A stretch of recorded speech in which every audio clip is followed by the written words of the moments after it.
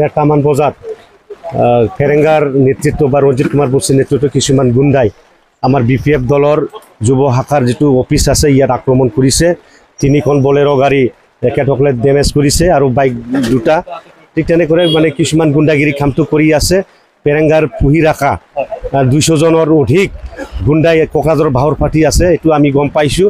একেসকলে বহুতো মানে কিছুমান হিংসাত্মক ঘটনাবিলাক কৰি আছে। যি ফেৰেংগাই কৈ আছে যে BTCত বোলে শান্তি বিটিয়াৰ হৈ আছে, BTCত শান্তিভাৱে নিৰ্বাচন খেলিব লাগে, কিন্তু দেখা গৈছে আজি UPFL দলৰ নিখিল বড়ো ছাত্ৰ সন্থাৰ কিছুমান গুণ্ডাসকলে আজি আমাৰ BPF দলৰ কাৰ্যালয়টো ভাঙাই চুৰমাৰ কৰি দিছে। আমি প্ৰত্যুত্তৰ দিম, আমি ধিক্কাৰ দিছোঁ, আমি তীব্ৰ ভাষাৰে গৰিহণা দিছোঁ যাতে আগন্তুক দিনক এনেকুৱা হিংসাত্মক ঘটনাবিলাক নকৰে। আমাৰ BPF দলৰ এনেকুৱা কোনো আমাৰ ব্লুপ্ৰিণ্ট নাই। আমি শান্তিভাৱে BPR এইটো নিৰ্বাচন এইটো খেলিব বিচাৰিছোঁ। ভালকৈ পাৰ হৈ পেলাই ভালকৈ এটা চৰকাৰ গঠন কৰিবৰ কাৰণে BPF আজি ৰেডি হৈ আছে। কিন্তু এনেকুৱা যদি বাহিৰৰ পৰা গুণ্ডা লৈ আহি কোনোবা চিৰাঙৰ পৰা বাক্সা ওদালগুৰিৰ পৰা গুণ্ডা লৈ আহি আমাৰ BPFক কোকৰাঝাৰ ধ্বংস কৰিব বিচাৰিলে ইয়াৰ কিন্তু এটা ভাল এটা পৰিবেশ নহ'ব। ৰাতি এইটো 1:30 বজামানৰ হৈছে বুলি আমি শুনিছোঁ। আমি ৰাতিপুৱা আহি পাইছোঁ আৰু সন্ধিয়াতে আমি শুনিছোঁ গাড়ী বলেৰো 3টা আৰু স্কুটি আৰু পালচাৰ গাড়ী, এই গাড়ীবিলাক একেসকলে ডেমেজ কৰিছে। কিছুমান চেয়াৰ ভাঙাই দিছে আৰু 3 পাৰ্টত বেৰ আছিল, এইটো ভাঙাই দিছে। তো এনেকুৱা 100-150 মান গাড়ী লৈ আহি পেলাই এনেকৈ আক্ৰমণ কৰাটো এইটো আমাৰ কাৰণে ভাল এটা কি নহয়। ইয়াৰ কাৰণে 3জন কৰ্মীক আক্ৰমণ কৰিছে।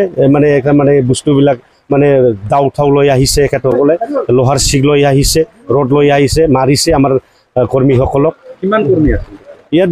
আমি জানামতে আমাৰ কৰ্মীৰ পৰা যিটো সুধি আমি পাইছোঁ ইয়াত 20জনমান কৰ্মীহে আছে আমাৰ। এখেতসকলে আছে 200 জন। তো কেনেকৈ ইয়াত যুদ্ধ কৰাব? তাৰমানে এখেতসকলে আক্ৰমণ কৰা যিটো লক্ষ্য, আমাৰ মানুহ হত্যা কৰা যিটো ব্লুপ্ৰিণ্ট এখেতসকলে কৰি আহিছিল, তথাপি আমাৰ মানুহবিলাকে বাচি গ'ল। ভগৱানে আমাক মৰম কৰাৰ কাৰণে এখেতসকলে আমাক মানুহবিলাকক একো কৰিব পৰা নাই। আমাৰ ব্যক্তিসকলক চিনিব পাৰিছে, এনেকৈ বিনা উইটনেছৰ কথাবিলাক কিয় কৰিছে? আজি আমাৰ BPF অফিচ ভাঙাই দিছে, তাৰমানে UPFL ভাঙাই দিছে। এইটো আমাৰ এটা উইটনেছ আছে। BPF অফিচক কিয় কাৰ্যালয়টো ধ্বংস কৰিব লাগে? কিন্তু ৰাস্তাত কোনোবা কৰিছে, কিবা কৰিছে, ব্যক্তিগত কিবা হ'ব পাৰে, কিন্তু আজি যেনে তেনে কৰিলেতো নহ'ব না। উইটনেছটো দিয়ক, দেখাই দিয়ক, আমি এই বৃহত্তৰ ব্যৱস্থা ল'ম। এতিয়া কি দাবী কৰিব চৰকাৰক? আমি প্ৰশাসনক আৰু ইলেকশ্যন কমিশ্যনক এইটোৱে জনাব বিচাৰিছোঁ যাতে আমাৰ শান্তি বিৰাজ ৰাখে, যাতে শান্তিভাৱে নিৰ্বাচন পাতিবৰ কাৰণে আপোনালোকে যিমান পুলিচৰ দৰকাৰ হয় বা আমাৰ CRP BSFৰ যিমান দৰকাৰ হয় আপোনালোকে মোতায়েন কৰক, ব্যৱস্থা কৰক, শান্তি যাতে প্ৰতিষ্ঠা কৰিব পাৰে, ভালকৈ ৰাইজে ভোট দিব পাৰে, এই ব্যৱস্থাটো কৰিব লাগে। তদন্ত আৰম্ভ কৰা হৈছে।